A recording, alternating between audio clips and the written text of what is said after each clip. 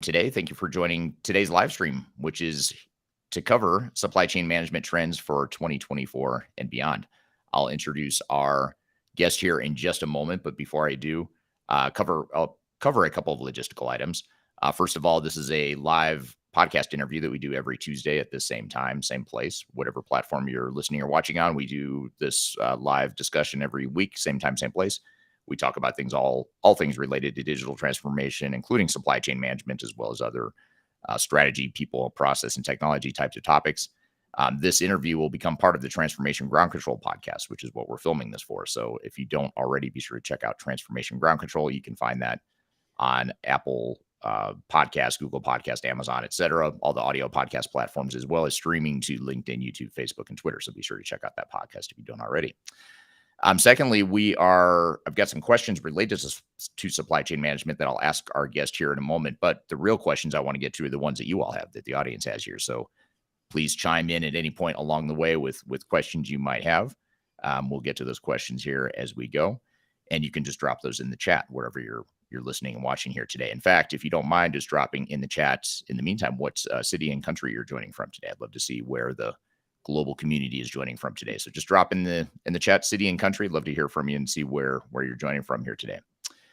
I guess just as a quick introduction for myself before I introduce the guest, my name is Eric Kimberling. I'm the CEO of Third Stage Consulting, and we're an independent consulting firm that helps clients throughout the world reach their third stage of digital transformation success. And of course, I'm also the host of the Transformation Ground Control podcast, which is what this interview is for. So again, the topic today, supply chain management trends for 2024 and beyond. Joining me today is Blythe Brumleve. And Blythe, thanks for being here today. Thank you so much for having me. Excited to be here. Excited to have you. This is your second time on the show. I know last time you were on, which is about a year ago, I think it was probably about this time last year, we had a really great discussion. We got into a lot of supply chain stuff, and I thought it would just be a great time for us to have sort of a checkpoint here. We're late in 2023. Thought it'd be a great opportunity for us to check in and see where things stand in the world of supply chain management, where you see the world headed with supply chain management in 2024 and beyond, and all this other good stuff related to trends and just what's happening in the space. But before we get into those questions, tell us a little bit about yourself and your different companies that you manage. Sure. So I am the host of a podcast called Everything is Logistics. So as you can tell, it covers logistics and supply chain and transportation, mostly focused on the U.S. market. Now we do cover, international topics as well, of course. But I started off in the freight industry here in the U.S. in Jacksonville, Florida, working as an executive assistant at a 3PL, which is a third-party logistics company, basically working side by side with the executive team, learning how, a transportation company operates. And so because of that experience there, I was given the role of marketing and digital media manager. And so I started managing all of the websites and marketing materials for that company. And that was sort of my trial by fire into the world of logistics. And that since has evolved into my own company, where the company that I worked for before became my very first customer. That company is Digital Dispatch. It's website management solutions for the logistics industry. So brokers, carriers, shippers, vendors, people like that, anybody who essentially small to medium-sized businesses who need those kinds of services.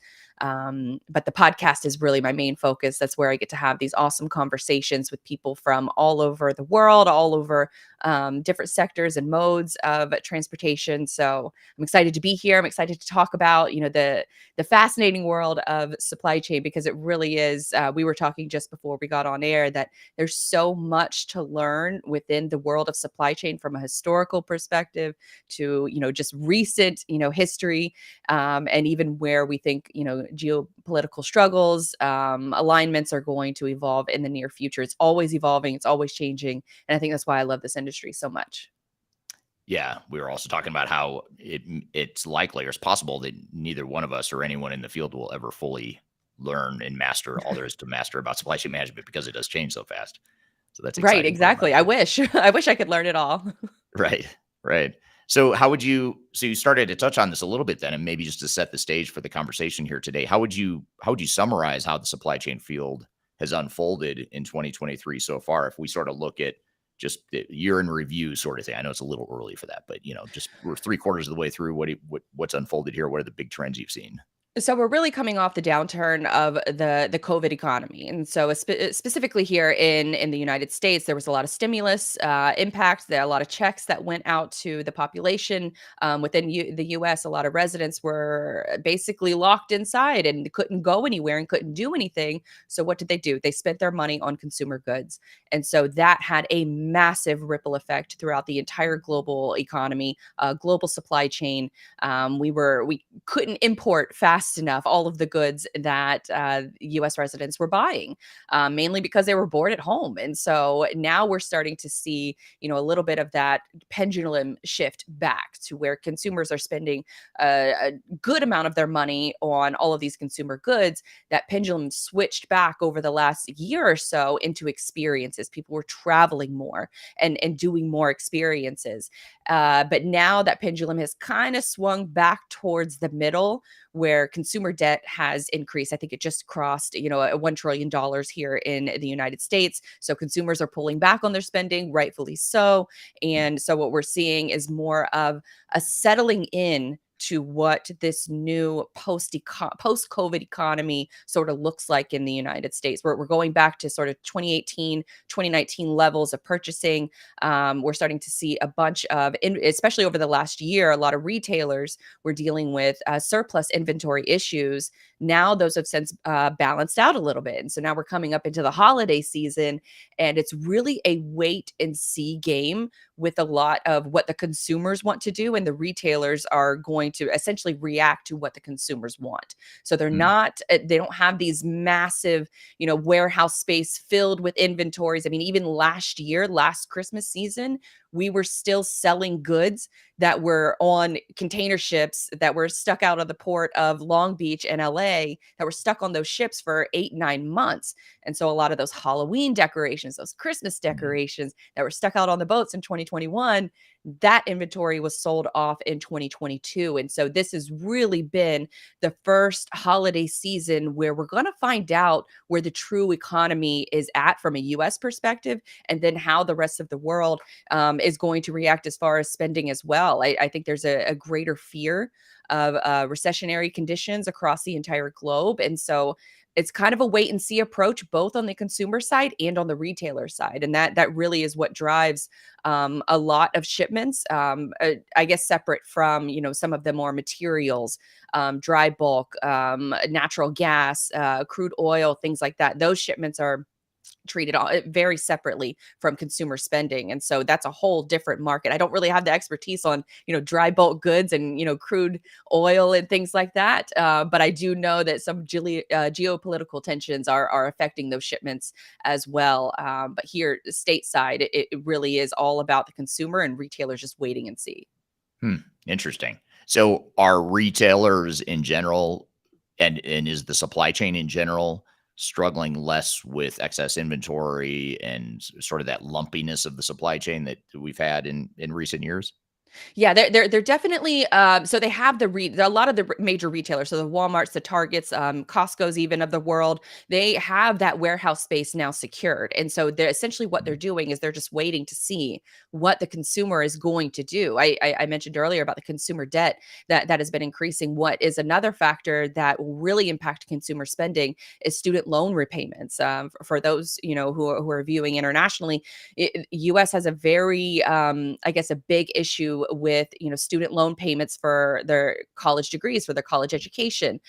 Those payments were put on hold since COVID, and now with that delay being removed, you're going to have an extra added expense. And so things are getting much more expensive for the US consumer, much more than traditionally have been. And so you have all of these additional bills that are coming down the pipeline. So we kind of expect to have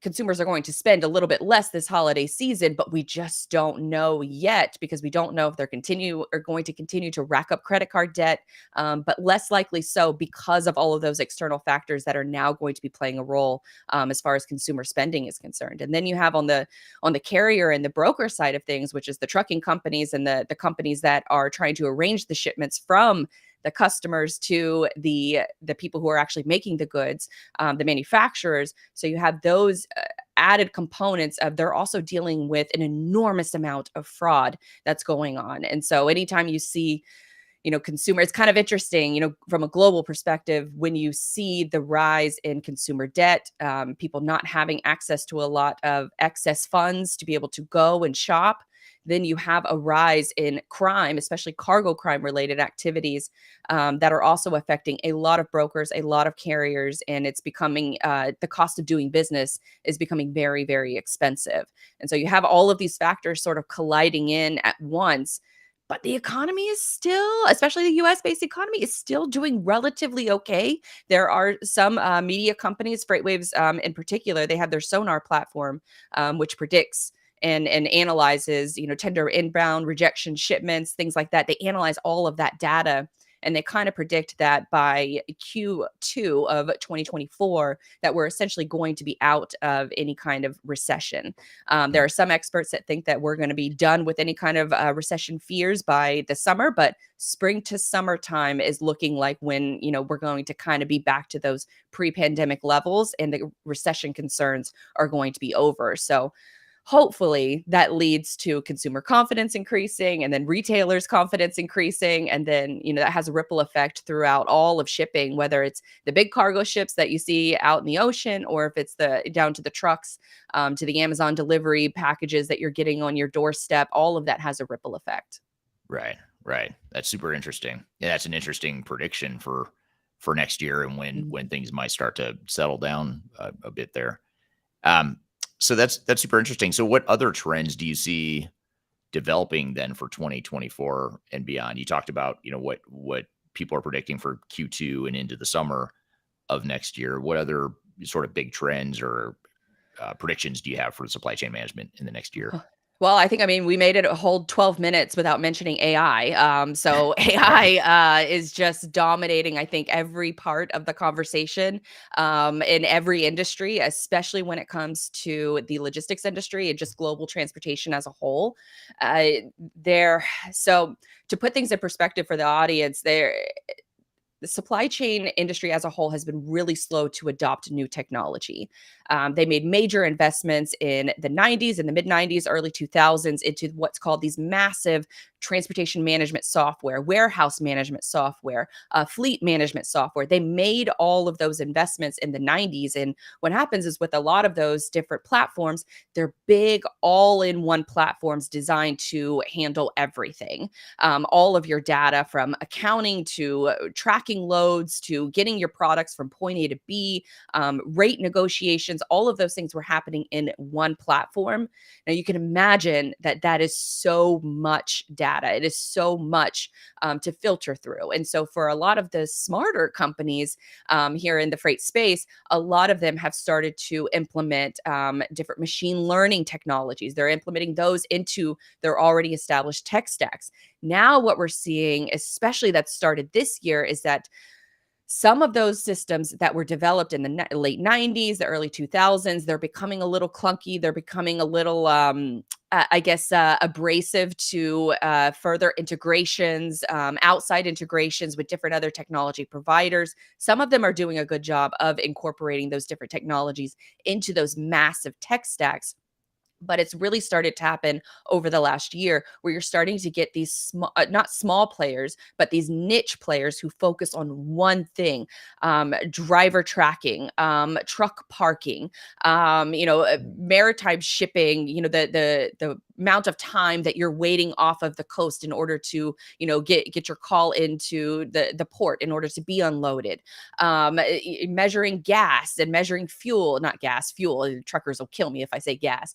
Measuring fuel, if from point A to B, how much speed you should be doing on the highway, how much of your speed you should be doing on the ocean. All of these different niche technology players are now starting to come into the fold, and they're starting to be integrated into these bigger systems. And so I think a major trend for 2024 is going to be the further adoption of AI, trying to filter through all of those different data points to help save their customers money, to help save themselves, the logistics providers, help them save some money anywhere they can. Because just to give you a perspective, any good that you have, any kind of goods that you have in your house, building materials, things like that, up to 50% of that product's goods are transportation related costs. So any small savings that you can make on any part of the transportation process has a massive ripple effect. And so I think that we're going to see more AI adoption, we're going to see more machine learning, and we're going to see more of these niche players, and hopefully break down some of these technological silos that exist within all throughout supply chain, where you don't have just intermodal out on an island by themselves. You don't have maritime out on an island by themselves. You don't have trucking, or even the variety of different trucks that are being used. You don't have all of these different silos. They can play together and integrate much more. And I think we're going to see much more of that, not just in 2024, but in 2023 as well. These are when companies are starting to make those investments and make their budgets, is right now. That's super interesting.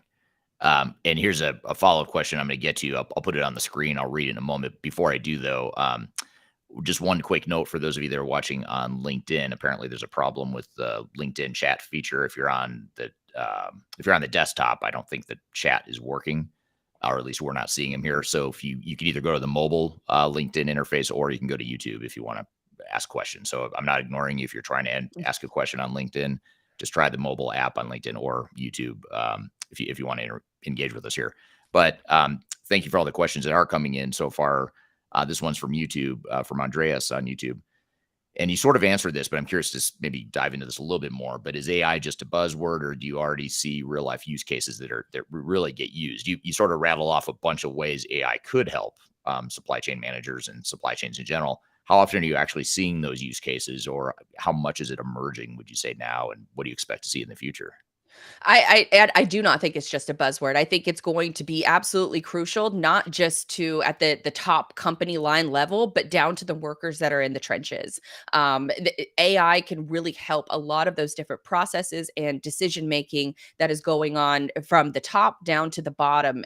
We're seeing massive adoption happening from the accounting perspective. We're also seeing it from the sales and marketing perspective. I think that that's where the bigger use cases are right now. There are other transportation companies. I'll use one for example, that they are taking the weather data that's available to anyone in the United States, or really anyone globally. You can take that weather data and overlay it on top of the shipments that you already have within your system. And now the brokers who are sitting at the phones, and they're calling the truck drivers, they're calling their customers, they're trying to get these shipments moved from point A to B. They can now see those weather patterns days in advance, so they can plan their equipment around that. So say like a major hurricane is going to be coming through, say the southeastern part of the United States. You likely do not want your shipments or your trucks or your equipment in those areas that are going to be heavily impacted, unless you're going to be staging them for recovery relief. So there's lots of different use cases of how AI, where you could take that broker, that person that's sitting at the phone making those decisions, is now able to take big pieces of that decision making process and use AI as a filter on top of those decision making, really high impact, revenue impacting decisions. They're using these different tools and these different ways to sort through it, massive amounts of data. And that's really what AI is taking all of your data and making it actionable. And I think that that's where a lot of folks, when they hear maybe is, AI a buzzword, or maybe is AI just a fad?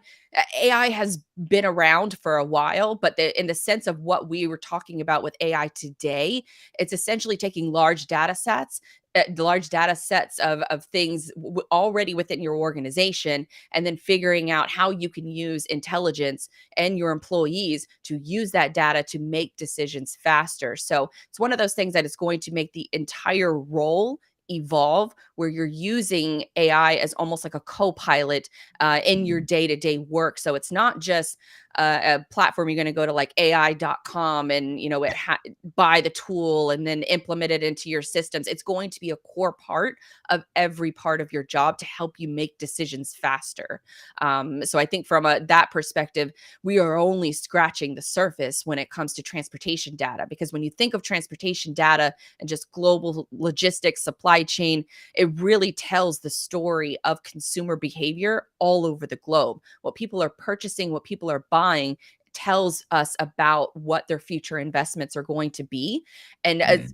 we simply just can't sort through all of that data by ourselves. We do need the help from these other technology players in order to make those decisions faster. But it also matters if you have good data, because if you have bad data, you're not going to be able to make those decisions that are going to help your customers get their products delivered from source to porch much more quickly and much more efficiently, which is what every customer, every manufacturer wants in the world. Is they want cheaper transportation costs, and that's really going to be the only way to increase productivity from a logistics provider perspective. Yeah, that's super interesting. It's almost like there's uh, like an integration or a coming together of different types of technology here. You've Let's got, hope so. AI, Internet of Things, I mean, predictive analytics, just data management, all this stuff that's sort of been buzzing around in the background for a while now. It seems like it's sort of a perfect storm of opportunity now with technology, with all these different emerging techs, especially with AI. AI is sort of like the capstone that sort of takes all that other stuff and now makes it possible to make smarter decisions and not just have the data, but now figure out what you're going to do with it and make better decisions Absolutely. because now, kind of along those lines, this is from Kyler on LinkedIn. Along those lines of how technology will improve supply chains and affect supply chain management going forward. Her question is: how are artificial intelligence technologies being applied to optimize supply chain and logistics operations, and what benefits do they offer? You know what? I'm so sorry. That is not the question I meant to ask. That is a good question. I'm going to come back to it. Mhm. Sorry, Blythe. I just No totally gave you a worries. 180 here. The one I meant to ask that was related to the last one was also from Kyler. But this is can you talk more about the need for best of breed solutions in supply chain management? Sound like niche options have great potential, but how to influence the core ERP solution? So you talk about AI and you talk about these different technologies that are becoming more mainstream and more of an opportunity to help improve supply chain management. What does that mean in terms of like your back office ERP systems and or your traditional supply chain management systems? Are these going to be sort of standalone systems or technologies that you're talking about, or do you think it eventually gets embedded within ERP and supply chain management solutions themselves? There are definitely some players that are going to be integrated into some of these ERP solutions. Now, it remains to be seen, because there are also there's an underlying current that has happened within I would say the past 5 years, where what's called these digital freight brokerages, which is might be a little in the weeds for supply chain management nerds out there. That I am one too, so I use that term affectionately. Now, they have tried to implement technology into a system that is mostly relationship based. So for a lot of folks, if you don't I guess maybe understand the intricacies of the US freight market. The US freight market is, and I imagine this works all over the globe, because relationships matter. And so for a lot of these folks, they have a direct relationship with the customer that's arranging the shipments. Now, these customers have had a whirlwind of 3 years of nobody even knowing what a supply chain manager role was. They were not Right. invited into the C suite. They were not invited into budget planning or things like that. And they should have been. Supply chain managers should have had a seat at the table, because transportation costs affect the product and good costs so much, up to 50%, like I just said. And so for a lot of these companies, they have avoided that issue and that role of a supply chain manager. Now, the supply chain manager at a lot of companies has a seat at the C-suite table. They're in the weekly meetings and they're talking about the increased role and their increased productivity, or trying to get to an increased productivity within their role. But these are people who are handling tons and tons of brokers and shipments and relationships and they really just are frankly tired. It's essentially, one very small teams, 1 to 5 people that are in charge of supply chain for global companies. So they're overworked, but they also want to focus on their go-to relationships. So supply chain is very much and always will be a very people first business, but they are getting pressure from the top, from their investors, from partner companies that they need to start making these tech investments. And so that's where the tech investments are almost being pushed off to this, not the smaller players, but the people lower in. So you have the supply chain manager, you have the logistics service providers, you have your warehouse operators, you have your procurement directors, you have all of these people that are now responsible for all of these different factors. And so you have to think about it from the lens of what technology is going to help that small supply chain manager team be able to work more effectively, be able to be more productive. And a lot of those folks are scared to make those large tech investments right now because of the fact that a lot of these companies have focused on the digital side of things, the digital movement of goods. They've kind of forgot a little bit about the Mm. relationship aspect that you have to build between customer and broker and shipper and driver. All of these relationships matter. And so for a lot of these, digital freight brokerages, for example, a lot of them focused on, we're going to remove the person, we're going to remove the truck driver, we're going to remove these people that from the decision making process and just digitally match, a customer to a truck. What's been lost over the last 5 years and what companies are starting to realize is that you need both. You need the tech advancement, you need the tech integrations, but you also cannot remove the human from the equation. And so there's a lot of companies that are struggling right now on how do we make tech investments without removing the human, because we've already been burned over the last 5 years for making these large tech investments, and that hasn't resulted in ROI. So now Mhm. the pendulum. We kind of talked, earlier about the pendulum swinging. Pendulum is swinging back to the folks who focus on relationships and that they can build out customized transportation, really transportation, I would say, solutions for these different customers based on their specific needs. And that's where technology can come into play to help develop those custom solutions where the person and the people are still at the forefront of making those business decisions. So then that way, the people who are working in the trenches, who are often forgotten about, those are the people that are actually using the software. Those are the people that are actually using these different tech integrations and trying to find where else they can make those slight improvements from not having to make 40 calls a day, 100 calls a day, in order to see where freight is. So now they're trying to figure out what does that balance look like. And so I think for a lot of companies, especially in supply chain, they've been burned a little bit in the past, and now they're trying to figure out, okay, where do we make the investments from a technology perspective that we can get these incremental improvements from a productivity perspective, and then still really focus on the people side of things, which I think has been largely forgotten, mostly because we've all been running around like chickens with our heads cut off over the last few years. And now things are starting to kind of settle into what we think is the new normal. And that's where companies can now catch their breath. Supply chain managers can catch their breath, and everybody that works underneath them could kind of have a way to say, okay, what did we learn? Where can we make these investments? And where are we not going to waste a lot of time and energy? Because I don't have to explain this to you. Like, a lot of these companies, it's a senior VP that maybe makes a fly by night decision where that software sounds great. We're going to use it. And then they never talk to the people who actually use the software. They never talk to the people that it actually directly affects. And so I think that that's where it's almost like very much coming back to reality for a lot of these companies, is that you probably overinvested in technology solutions that didn't have a huge ROI at the end of the day. And then now you have to reinvest back into AI. There's a new sort of tech thing that you got to learn, but incorporating AI into different functions of the product to increase productivity of your job will then help the people relationship side of things to help make decisions faster so they can focus on the things that they're best at, and that's developing and further developing those relationships with their customers. Yeah, yeah, that's super interesting, and it's an interesting perspective because you're talking about not only changing technologies or leveraging technology in a different way, but it's also cultural and mindset shift, I would imagine, to where it's affecting, us as all as humans in supply chain management. How are you seeing, or are you seeing the frontline reaction to that? Like, are you seeing like the average entry level or the frontline person that's doing a lot of the work in supply chain management? How do you see their jobs being affected, or how are they adapting to this, or do you know, or are you seeing enough of that frontline behavior? The smart ones are adopting it. Now there is obviously with any kind of new technology, there's a little bit of apprehension. I would say a lot of apprehension, depending on the segment that you ask.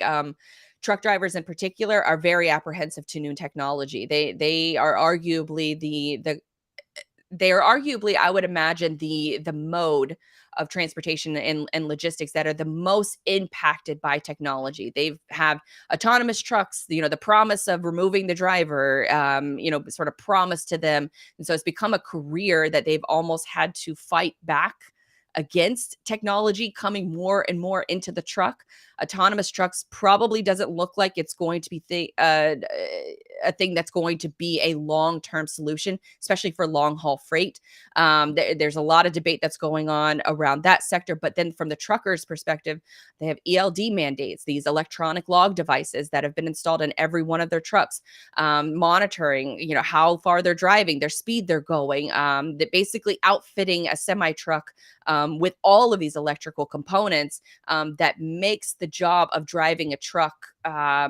It's supposed to, is for a lot of drivers that their sentiment is, I can drive my truck better than this tool can tell me how to drive it. Mhm. Now there's even more technology that's starting to come in with cameras that are inside the truck that are facing them, and you have to think about it from the lens of the driver, that these, a lot of times, these are their homes. This is where they're sleeping in, where they're undressing in, where they're eating and where they're enjoying their off time in. And so for a lot of drivers, they're very hesitant to adopt this new technology. Whereas the office workers, it's almost very much the same kind of apprehension to adopting technology, because they see it as, this is going to take my job. And we also see it in warehouse workers as well, with the adoption of more robotics, more automation coming into the warehouse. There are actual companies that have to train their employees to see the robot as a helper. From a psychological perspective, they have to introduce this kind of training to say, you have to see this robot as a helper, not something that's going to take your job. And so there's this psychological component with adopting more technology into the fields, into various different silos within the entire supply chain. But then you have some of the people who are taking these tools. They are taking ChatGPT and Claude and, I guess Bard to an extent, but Bard is kind of an afterthought, I think, for most folks who use, these large language model type tools. Mhm. What we're starting to see more, especially at the enterprise level for a lot of logistics companies, is that they are adopting their own personal LLM, large language models, to learn off of their own data sets, for fears that their data could, privacy concerns, things like that, with using some of these open source models and some of these other, Microsoft powered models, things like that. So you kind of have an apprehension. I've seen it with a lot of marketers and sales folks as well. Much less so on the sales side of things. It's much more on the marketing side of things. They really fear that their jobs are going to be taken. The way I see it is that these jobs are evolving, and that, Mhm. using these tools, you're going to be able to increase your productivity so much more, so much faster, because you're able to sift through data so much more quickly. Everything is recorded. Conversations like this are recorded. Meetings are recorded. You can't possibly filter through all of that data and be able to learn something from it to turn it into something actionable. And so that's why I say the smart ones are starting to use these tools in every aspect of their work, from email to quoting to RFPs to customer communications to reducing the amount of phone calls that someone has to make to the shipper, to the broker. And so we're having a lot of these tech advancements, but they're very much is that other side that is very resistant to it. I would say drivers are the most resistant to it, but rightfully so. Where it's going to impact more along the lines of supply chain is going to be those in-office workers, the accounting, the marketing, the sales teams, and also the folks that are doing a lot of pricing, a lot of quoting, different trade lanes all throughout the globe. What do those rates look like? Who's the carrier? There's all of these different data points. Weather is another one. Geopolitical issues. All of these different data points have to be pulled into consideration, and it Mhm. would be impossible to make educated guesses or educated decisions if you're not working with those different data sets and using technology on top of those data sets. Yeah, especially when you talk about the disparate data sets, the stuff that's not internal. It's not data that you've accumulated or hoarded over decades in your own internal systems. This is, the geopolitical stuff, weather related stuff, economic data, all that stuff is third party that you've got to figure out a way to tie it all together with the internal stuff that you have, And a which is lot of these super. folks, they don't have the conversations with those workers, with the brokers that are making 100 phone calls a day, or the drivers that are driving hundreds of miles a day. They aren't being consulted first for a lot of these tech investments. And so when it comes down the pipeline, hey, you got to start using this tool, they don't want to use it. And then they figure out really quickly, oh, we just wasted a very large chunk of money on this investment because we didn't actually talk to the people who are going to be using the tool. So that Right. is, it sounds like such an easy thing, but I think for the last, handful of years, a lot of folks within supply chain have been, it's almost like the shiny object syndrome, where they Mhm. see the new tech tools and they want to just go ahead and just buy them without realizing how it's going to fit into their already established processes. And then also from the lens of the workers who are actually going to use it. So that's why, I say right now is that there's a little bit of apprehension to invest in technology solutions unless you can prove that you can provide an ROI or solve a very specific problem, which sort of brings it back to where a lot of the niche players we talked about earlier in the conversation, where they're going to play a really strong role. I mentioned it kind of briefly earlier that a large aspect of what's going on in this industry right now is fraud and prevention of fraud, cargo crimes, things, smuggling across borders, smuggling into different ports.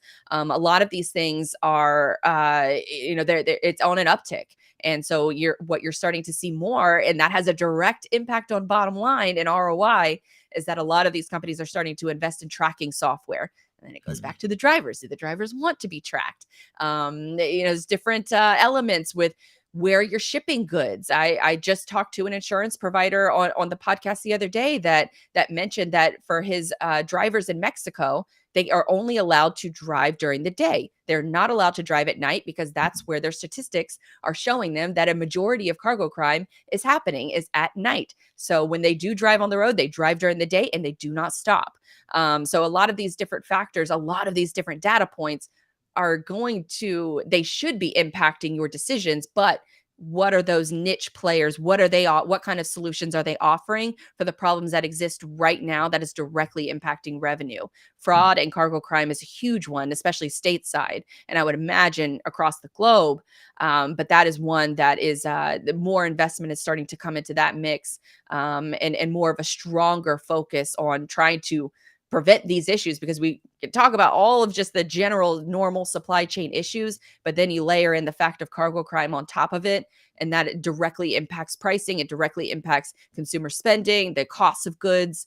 It impacts a lot. So that's a big factor of what's going on in supply chain right now that is trying to be combated with technology and with different insurance solutions, tracking things like that. But are the drivers going to use it? Are the brokers going to use it? Right. That still remains to be seen. So you're touching on a lot of stuff here, like related to technology trends, human adoption. You talked earlier about the dust settling from COVID and supply chains just sort of resuming back to their 2018 normalcy, if there is such a thing. So there's a lot going on here, right? There's a lot of different things you're talking about. What do you see with all these supply chain managers that you talk to every day and interview on your podcast and whatnot? What are the biggest things that are keeping them up at night? Of all these things that are going on, sounds like they might be spread thin. They've got a lot of balls in the air. What's keeping them up at night? What worries them most when it relates to supply chain management and some of these trends you're talking about? I would say definitely, it's almost a sentiment of don't rock the boat right Mm, now. where they have, we kind of talked about, the tech investments that they've made over the last 5 years didn't really come to fruition, hasn't really Mhm. had a strong ROI. And so for a lot of folks, and especially what I'm hearing and what anecdotally what I'm seeing is that for a lot of these businesses, it's a wait and see approach. It's a wait and see on how consumers are going to be spending, how retailers are going to respond to that spending, if spending happens at all. And then from the investment side of things, margins are so thin right now. There was a huge boom during COVID where people were buying stuff like crazy and shipments, and I think pallets went from like $100 a piece to $2,000 a piece. And so a lot of these fluctuations that were massive pendulum shifts in the economy have started to settle back in. And so I think there is a almost a desperation to find out what is the new normal? What does that look like? So there's a hesitancy to make those big investments right now, and then to have kind of a wait and see approach on where they want to move those chess pieces on their chessboard.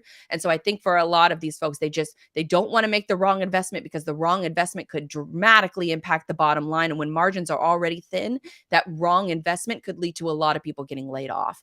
And so I think for a lot of folks, it very much is a wait and see approach. Don't rock the boat. How are supply chain technology solution providers responding to that concern? Do you see them sort of get more aggressive or finding different angles to sell their technologies to these supply chain managers, given that mindset? I mean, for a lot of them, they're facing a hard reality. I think it's a reality for a lot of software providers that are, especially ones that were VC backed. The VCs and the venture capital funds, they want to see an ROI. They want to see that there's light at the end of the tunnel. And for a lot of these technology solutions that haven't come to fruition, a lot of those companies are laying people off. And a lot of that funding is drying up. It's not so easy to get access to this funding to continue building up a business to gain market share. Now it's all about profitability. And yeah, I mean, for a lot of small business owners, especially medium-sized business owners, that should be like a duh moment that yes, your business has to make money. And so for I think a lot of these software providers are really starting to have their come to Jesus moment where it's like, you got to make some tough decisions. You have to figure out that path to profitability and what that looks like. You have to communicate that to your funding partners. And then from the funding partner perspective, they don't really have a lot of patience. And so they want to see that ROI. And if they don't see it, then you're going to be forced to, unfortunately, make a lot of layoffs. A lot of freight tech companies in our space have dramatically laid off a lot of their staff. Hundreds of people just in the last month have been laid off from a lot of these more tech focused freight tech companies. And so Mm, and it's not just tech companies, but also the brokerages that invested in a lot of those technology solutions, thinking that technology was going to solve all of their problems. And they forgot the people aspect. They forgot that, it's not going to be this sort of Scrooge McDuck situation where you're just going to dive in a pile of money every single year. That COVID spending habits are over.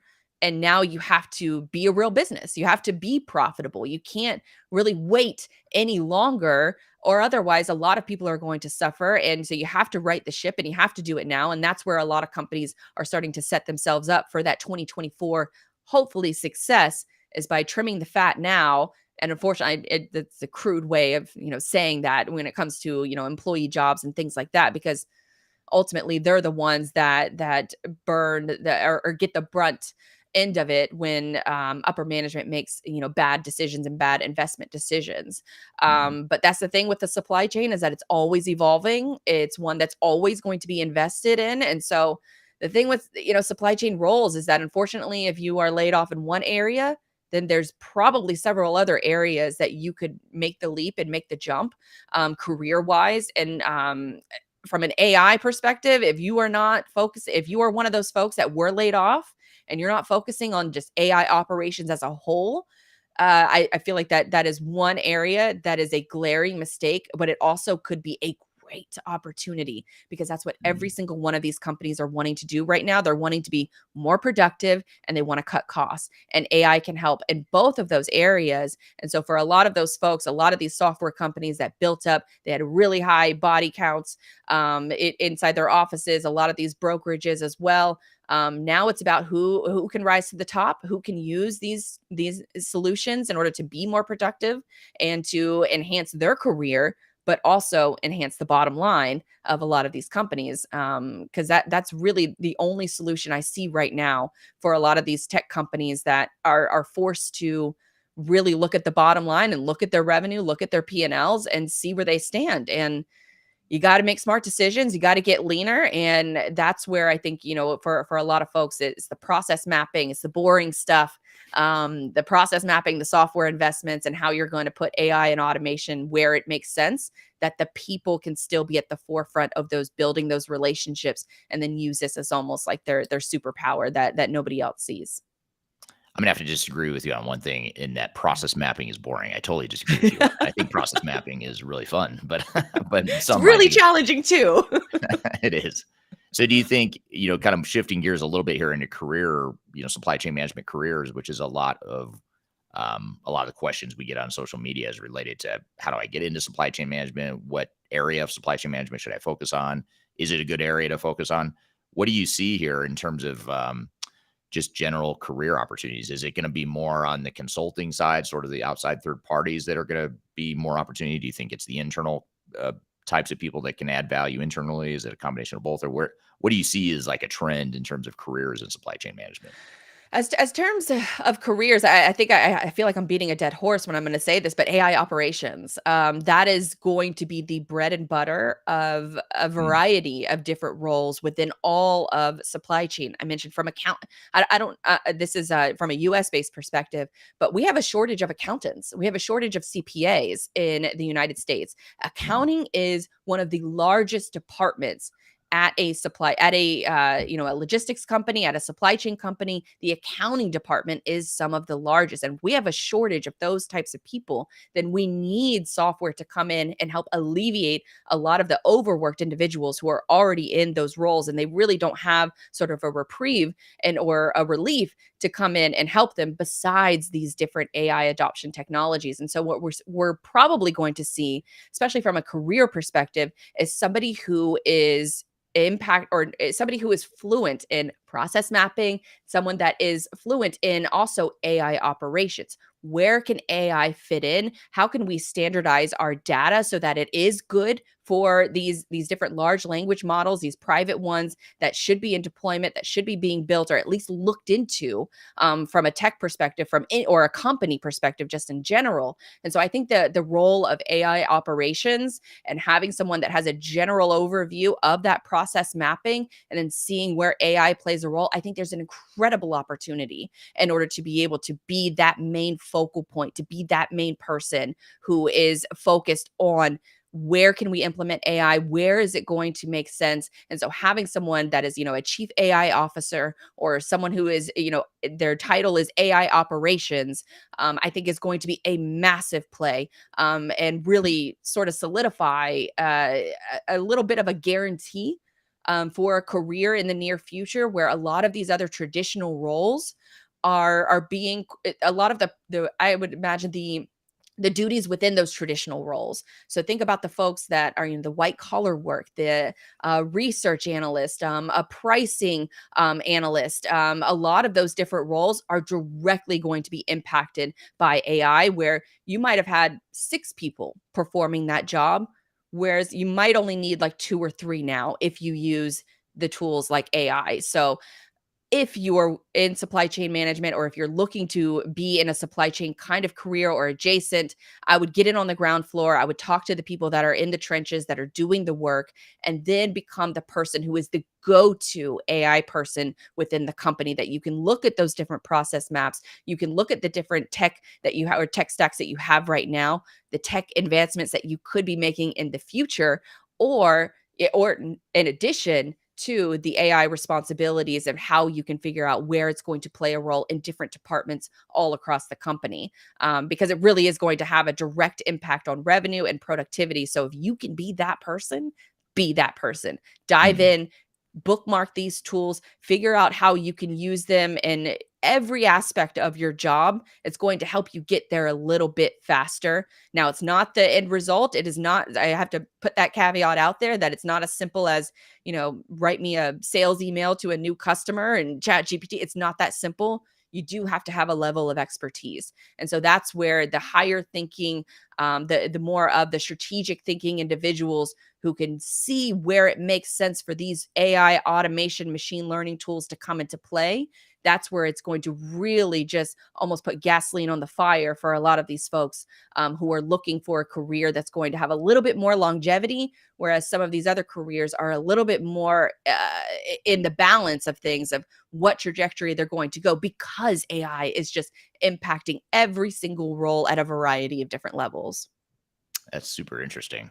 Now, is that movement to AI and being, maybe you're not going to be an entry level chief AI officer Mhm. necessarily, although that could be a longer term career path for you.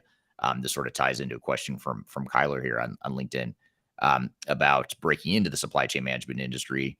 And what do you recommend to people that want to get into to logistics and supply chain management? Obviously, AI is one area that, if you know supply chain management and you know AI, I think what you're saying, and I think what we agree on is that that could be a great entry point. Are there other ways or other tactics or strategies or areas of focus that you think are going to be more important for people that are entering supply chain management right now in addition to AI? I mean, they're not gonna like this, but you gotta get it on the ground level with some of these. A lot of transportation and logistics professionals, they are in the field. It's more blue collar. It's hard work. Getting into that aspect of it. So maybe like a forklift driver, maybe warehouse operations. You could also go work for a big brokerage. They're always always hiring. And when I say brokerage, I mean freight brokerage. The people Mm, that are kind of like the middleman who are arranging the truck drivers and the warehouse operators and the customers and the manufacturers. So being that middleman will really give you a breadth of knowledge in all areas of the supply chain. And then you can take that role and you can turn it into something that's AI operations. You can figure out where technology plays a larger role, but you can't know that until you do some of this work that's in the trenches. Even if you're a software player, I would encourage you to go to some of these operations of where you're building that software and seeing how they're using the software. I was just talking to a company the other or a couple months ago that they have their development team, their warehouse manage they have a warehouse management software system. They went to one of their customers and they sat in with their customer for a full week and just watched how they use their tool, watch how they use the mobile app. They gained so much more insight from watching the in the trenches workers that they were able to turn around and make improvements to their product and be able to sell that use case to other companies. Now, when mm, you have that kind of experience from maybe a software vendor perspective, or you're actually the one doing the work in the trenches, you can then flip that into that supply chain manager role within a customer role. So say a Target, say a Walmart, a Costco, building into Sephora, not Sephora, but maybe a Sephora, some makeup brands, consumer packaged goods, beverages. You can, once you learn the in the trenches knowledge, you can take that knowledge and you can go to one of these bigger companies and become the worker on the other side where you're the one calling and not having to worry about calling the truck drivers and calling the warehouse operations and making appointments and things like that. So you could parlay that role into something where you're a supply chain management manager role into more on the customer side of things. So there is that evolution. But if you're young and if you're hungry and you want to get it on the ground level, I would go to the nearest warehouse, I would go to the nearest freight brokerage, and I would get in and I would learn everything about the modes that they're of shipments that they're using, the equipment that they're using, the commodities that they're shipping. And then once you learn just the basics, you don't even really need to go to college for this. And that's what is the best part, is that you can learn some supply chain management key tools, things like that, of course, in college. But a lot of the learning, a lot of that happens while you're working at the companies. You learn how the sausage is made. You mm. learn all the intricacies And then you can parlay that into other areas that have more longevity and have more opportunity for maybe what you want to do, such as AI operations role or a supply chain manager role. But getting in on the ground level and the trenches work is key to understanding where those problems exist, because no matter if you maybe are an executive level role, we kind of hinted this earlier in the show, they are making these bad tech investments because they're not talking to those folks who are in the trenches working. So if you're Yeah. talking to those in the trenches employees, or if you're doing the work yourself, you have a much better idea of where these tech solutions make sense. And then you can parlay that experience into maybe a freight tech role, a logistics tech role, or on the other side of things where you go and actually work at the customer level, at the manufacturer level, and then you manage the shipments on that side of things as well. And you manage the entire supply chain, the source of the source for your products, things like that. So I would Hmm. advise get in on the trenches, learn it there first, and then you have a much better idea of where technology and other roles will have a greater impact, especially while we're trying to still figure out what the hell's going on post COVID. Right. And it gives you a lot more credibility, if you want to move up the food chain and become a supply chain manager or a COO or whatever, whatever future aspirations you might have, having that credibility at the ground level is going to be a lot more so, especially great example you gave on the tech investments, the bad tech investments. Part of that could be that maybe these are guys and gals that are too far removed from the front lines. Either they didn't Happens a start lot. off there. Yeah. Yeah, and I'd say, the college, the university and college route is probably good, I guess, if you wanna be, a consultant, certainly that can help, but back to your point, you don't have that hands-on credibility necessarily just from having the college degree or the university degree, That's for those sure. curriculums, they just frankly can't keep up. And that's, we've covered a lot and, there's this short time talking, but there's been so much that has happened that has impacted every aspect of the supply chain journey for all of your products, all of your goods. And it's just happened within the last 3 years. So everything we thought we knew, prior to that has just been upended. And so for a lot of these colleges, their curriculum just frankly can't keep up. And so the best way to get that sort of trial by fire knowledge is to just go work for these companies. Right. Right. Great advice. Now, speaking of advice, just sort of a capstone question here. What advice would you give to organizations that are still trying to they're still trying to navigate some of these supply chain challenges today? And I think what we're saying and what I've heard you say is that these challenges are not going to go away. They're going to continue to evolve and change, but they're not going to go away. So what do you recommend to an organization or a team that might just be struggling in general and they're not really sure where to start or what to do to kind of look to 2024 and beyond? I think you have to look internally. It has to come with the people from within. Where are the opportunities that you have workers within your organization that want to do something else, that want to do something more? It's not just a matter of employee recruitment, but employee retainment, talent, keeping your top talent within your organization, not having them go to a competitor or to another industry. And so, I think it starts from within.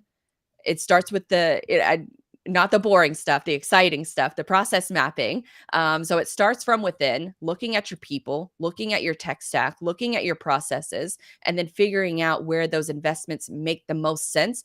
Do you need more bodies in the office making sales calls, or do you need that software solution that's going to come into play that's going to be able to help you combat fraud? I was just talking to a company the other day that I was surprised that this didn't already exist, but it's essentially a credit score and rating for brokers and shippers. And so from a shipper perspective, they really have outside of Google reviews and a couple different sort of legacy software systems, they really have no idea who is hauling their freight, who is hauling their goods. And so the greater transparency, greater visibility into who is hauling all of your goods, who is involved in this processes. And so that company, what they do is they provide almost a credit score for a lot of these brokers and carriers. So then that way they can make these benchmark decisions on what is the most profitable trade lane, which ones can we focus more on, which carriers are the most profitable, they're most on time, they're most reliable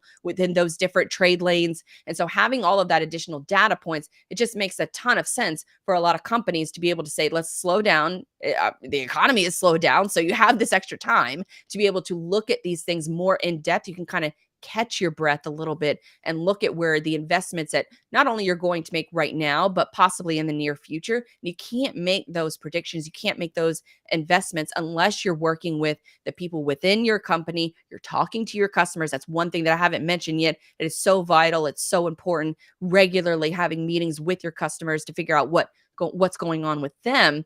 And then that way you can plan your operations appropriately depending on how technology is being integrated and adopted within your own organization. If you have people that are slow to adopt technology, but you want to make technologies investments, you're going to have a little bit of a more challenging time. So it's talking to your people, figuring out what the pulse of your own internal workers are at, where you can make some shifts and adjustments, and then figuring out what those processes look like, and then adopting AI, automation, machine learning on top of that in order to help you become more profitable. And then if you're more profitable, then your customers are going to be more profitable. And it just has a ripple effect for everybody else in society. I mean, that's really how supply chain works, is that you can save your customers a little bit of money, then they're going to save their customers a little bit of money.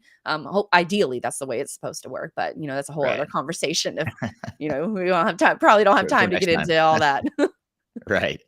Now, how do people learn about your podcast? How can we listen to your podcast, and how we learn more about your business and about you? Sure. So, my podcast is Everything is Logistics. You can find it in all major podcast apps, Spotify, Google, Apple, of course. If you want to check out more recaps, we have the website, everythingislogistics.com. We're also on YouTube. So all of our interviews now have the video component as well as the audio component. And then if you just hit up everythingislogistics.com, that is where all of my content lives, social media, all that good stuff. Cool. Well, very good. Well, really appreciate you being here again today, Blythe. This was a great conversation, and as always, it's fun having you here, and look forward to the next conversation as well. So, thank you. Thank you so much for having me. Absolutely, and thank you to the audience for listening in. And again, apologies for those on LinkedIn that we weren't able to get to questions. Apparently, that stream is just not working from what I could tell today. So, hopefully, that gets fixed. But hopefully, you enjoyed the interview anyway, and we'll look forward to seeing this final product be. We'll edit this interview, we'll polish it up, we'll add more content to it to become part of the full length Transformation Ground Control podcast episode that gets released a week from tomorrow. So be sure to check that out on audio podcast platforms throughout the world, the same ones that you could find Everything is Logistics as well. Thank you again to the audience for being here today. Thank you, Blythe. Hope everyone has a great week, and we'll see you next time on Transformation Ground Control. Take care.